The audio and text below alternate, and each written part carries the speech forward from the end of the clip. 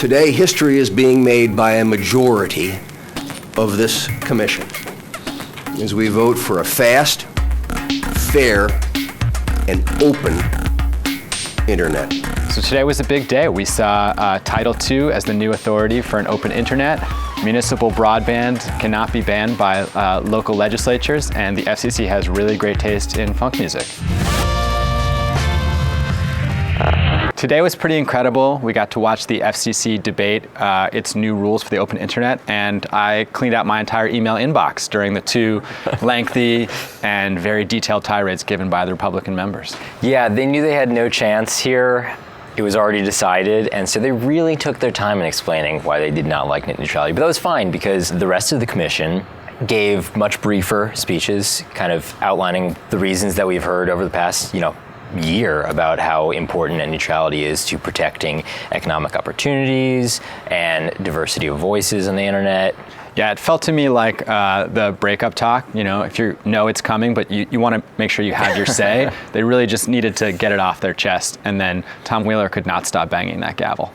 Yeah, no, there was a lot of excitement when he finally said the ayes have it, and the rules were in place. The room broke into applause, which probably doesn't happen all that often at FCC meetings. Yeah, it was a funky start and a really great finish, I thought. The rules that they proposed earlier this month are now official. They're going to go in place.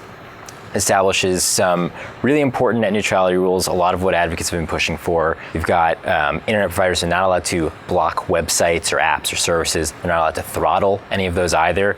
And there's no paid fast lanes.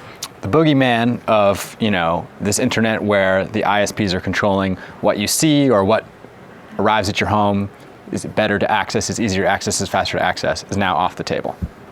We didn't have that to a huge extent right now, but there were signs of companies doing this stuff, and this is going to prevent any of that from happening in a major way.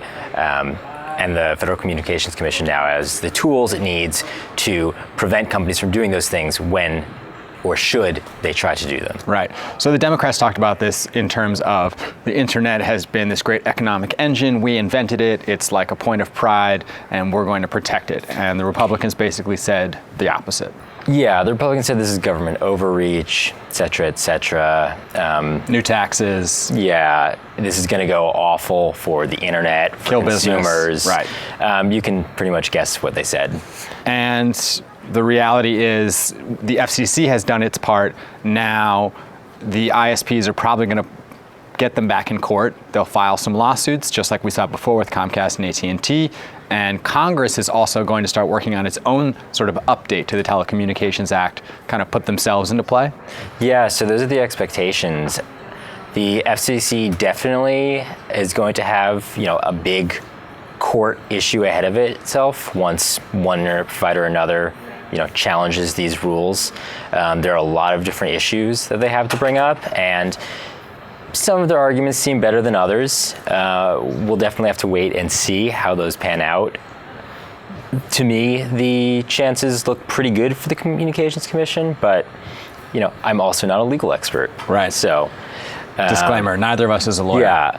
So there's been a lot of posturing from Congress that this is actually Obama's plan, not the FCC's plan, that he kind of big-footed them by going out in public and saying how he thought that they should vote. And so now they would like to insert themselves into this process. If they feel the FCC has been compromised, Congress will step up to the plate and write some new, more modern telecommunications laws that will govern how, broadband providers can and can't act. Right, and the problem potentially is that a Republican legislation might give the FCC less ability to actually do its job and enforce, rules that promote an open broadband network.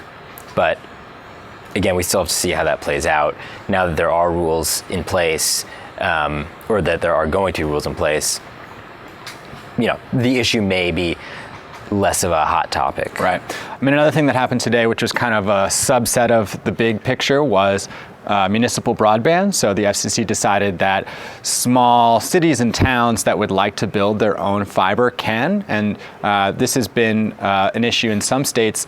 Local government has basically passed laws restricting them from competing with private enterprise. And so I believe that for now, this only takes effect in the two cities or the 2 municipalities that had petitioned the FCC to, preempt the state laws that are preventing them. But this is a big deal, and this is going to really start to help with the issue of competition. And, that is the other big battle with the internet right now. There's no competition among wired internet providers, and wireless internet providers are not exactly an alternative. That's dramatically more expensive in most cases. Right, it's incredible because we've seen these small towns and places providing gigabit service to their citizens, and that is at the very high end of what's being offered in the supposedly, competitive broadband space. Right, and so now we see the FCC saying, cities and towns should be able to do this. This is going to help broadband deployment. This is going to help people get better access.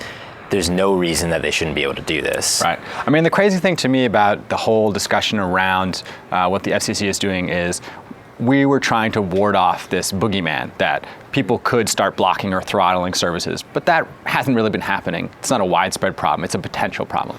And now the shoe is kind of on the other foot. The FCC has weighed in with its new rules, and Republicans are saying the sky is falling, there'll be new taxes and businesses will shut down. So we're gonna wait and see if that boogeyman manifests. It's absolutely true. And I mean, it seems like a slightly absurd proposal that suddenly some new commissioner is going to come into the FCC and go totally crazy and just absolutely ruin, internet providers. But he has that power, or she has that power.